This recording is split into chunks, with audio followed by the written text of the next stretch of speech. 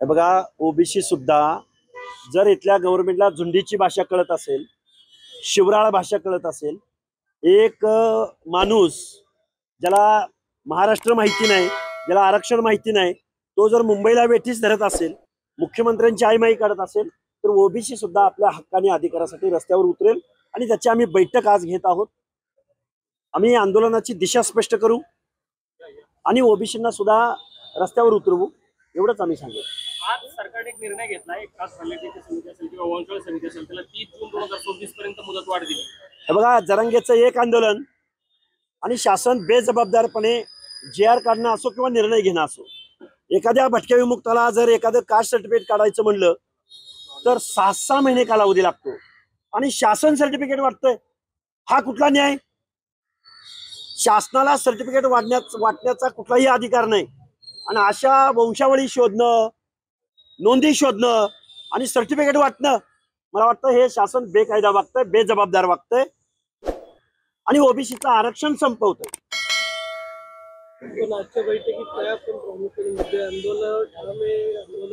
नाही, आजच्या बैठकीमध्ये आम्ही ओबीसीतल्या तमाम वेगवेगळ्या ज्या जात समूहाचे जे प्रमुख आहेत, संघटनांचे जे अध्यक्ष आहेत, ऍक्टिव्हिस्ट आहेत, नेते, त्यांना बोलवलेलं आहे. आता मुळामध्ये आपण जे आता मुंबईमध्ये पाहतोय की कशा प्रकारे सरकारला वेठीस धरलं जाते. सुप्रीम कोर्ट, हायकोर्टाचा आदेश असताना की नवी मुंबईमध्ये तुम्ही सोय करा, तरी आदेश असताना आंदोलकांचे पण हाल होतात, तरी पण त्या मनोज जरांगेंच्या या दबावाला आणि हटकर भूमिकेला सरकार बळी पडतंय. आणि त्या माध्यमातून जे आम्हाला आता जे पुढच्या आपण ते म्हणतो सावध ऐका पुढच्या आका, तर अशा पद्धतीने या दबावातनं आज तो त्या समितीला एक्सटेन्शन दिलं. उद्या उठून आणखीन त्या सगळे सोयऱ्यासारखा कुठला तरी एखादा JR परत काढला जाईल आणि तो कायद्याने चॅलेंज करता करता आम्हाला 6 महिने लागतील आणि आमचं राहिलेलं ओबीसी आरक्षण संपून जाईल. स्थानिक स्वराज्य संस्थांच्या निवडणूक आहेत, त्यामुळं आम्ही सगळ्या ओबीसी समाजातल्या जात समूहातल्या नेत्यांची, ऍक्टिव्हिस्टची आम्ही आता मोठ बांधतोय आणि आंदोलनाचं रूपरेषा कशा प्रकारे आंदोलन आम्हाला घेता येईल, लॉंग मार्च काढायचा, संघर्ष यात्रा करायची, उपोषण करायचं, आंदोलन करायचं, असं आम्ही सर्वानुमते आता आमची बैठक आहे. 2-3 तास आमची ती बैठक चालेल आणि त्याच्यामध्ये आम्ही याच्या पुढचा जो आम्ही मार्गक्रमण करेल. पण एक आहे की आमच्या ओबीसी आरक्षण कोण ओरबडून घेत असेल किंवा ओबीसी आरक्षणाची आमची शेवटची घरघर आहे, आम्हाला करा किंवा मरा ही आता स्थिती आलेली आहे. कारण की तिथं आमदार खासदार पाय घड्या घालतात, ते मांडी लावून बसतात. त्यामुळं आम्हाला आता आमच्या अस्तित्वाची लढाई आहे आणि ही आम्ही सर्व एक आमची वज्रमुठ करू आणि वज्रमुठ करून कशा पद्धतीनं याला काउंटर करायचं आणि आमचं आरक्षण वाचवायचं या संदर्भामध्ये भूमिका घेऊ. आंदोलनावर आम्ही ठाम तर आहोतच, पण 50% जास्त लोकसंख्या असलेल्या ओबीसी भटके विमुक्तांची जर आम्ही आंदोलन उभं केलं तर मग शासनाला पळता भुई थोडी करू, हे आम्ही निश्चित सांगू. आम्ही ऍक्शन नाही घेत, आम्ही रिॲक्शन देत आहोत. त्यामुळं आम्हाला कुणी गृहीत धरायच्या भानगडीत पडू नये. जेवढ्या आमदारांनी खासदारांनी जरांगे नावाच्या माणसाला बेकायदा मागण्यांना काल पाठिंबा दिलाय, त्या माणसांना तुमच्या मीडिया समोर उत्तर सुद्धा देता आलेलं नाही आणि आम्ही त्यांची यादी बनवत आहोत. पंडित असो की कुणी असो, अंबादास विरोधी पक्ष नेते अंबादास दानवे म्हणतात, मी इथं विरोधी पक्ष नेता म्हणून नाही आलेलो, मी इथं मराठा समाजाचा एक कार्यकर्ता म्हणून आलोय. ते बजरंग सोनवणे खासदार की जे 3-4 लाख लोकसंख्येचं प्रतिनिधित्व करतात, ते म्हणतात मी माझ्या समाजासाठी आलोय. तर आम्ही या सगळ्यांची लिस्ट काढतोय ना, काय घोडे मैदान लांब नाही, स्थानिक स्वराज्य संस्था आलेले आहेत, बघू आम्ही काय करायचं ते.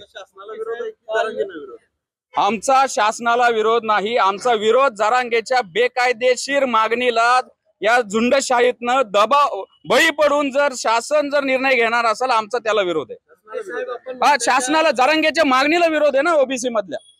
आपण म्हणताय का बेकायदेशीर मागणी मनोज जरांगे पाटील करताय, मात्र घटना तज्ञ म्हणतात का त्यांची मागणी ही कायदेशीर आहे, जी काही सुप्रीम कोर्टाने सांगितलेली ती जर केली तर ती मागणी मान्य आहे. म्हणजे सर्वोच्च न्यायालयापेक्षा सर्वोच्च न्यायालयाचं यावरती एक्झामाइन झालेलं आहे. त्याचबरोबर अनेक वेगवेगळ्या आयोगाने याच्यावर निर्णय घेतलेले आहेत, हायकोर्टने निर्णय घेतलेले आहेत. हे काय चाललंय आम्हाला नक्की कळत नाही. 5 जजच्या खंडपीठाने निर्णय दिलेला आहे. ट्रिपल टेस्टची जी पूर्तता केली, तो अहवाल आला, तो आता हायकोर्टाच्या न्यायालयीन लढ्यामध्ये आहे. पण ते आरक्षण 10% एससीबीसी टिकलंय. मग आमचं म्हणणं आहे, मग तुम्हाला ओबीसी केलंय पण वेगळा प्रवर्ग दिला एससीबीसी 10%चा, मग तुम्ही का घेत नाही? का या शासन हे जरांगेंना विचारत नाही की ते 10% तुम्ही का घेत नाही? तुम्हाला ओबीसीतनच दिलंय, वेगळं दिलंय. मांजराच्या गळ्यात घंटा कोण बांधणार हा प्रश्न महाराष्ट्रासमोर आहे.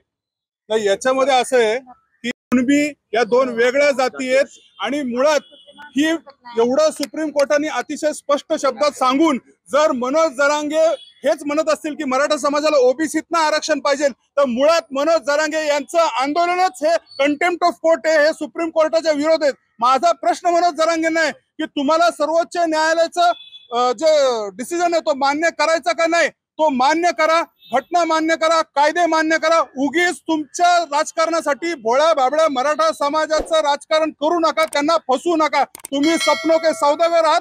फक्त खोटी स्वप्न आणि खोटी आश्वासनं तुम्ही तुमच्या समाजाला दाखवतात आणि तुम्ही तुमच्याच समाजाचा कुठेतरी एक प्रकारे तुमच्याच समाजाला धोका देताय तुम्ही.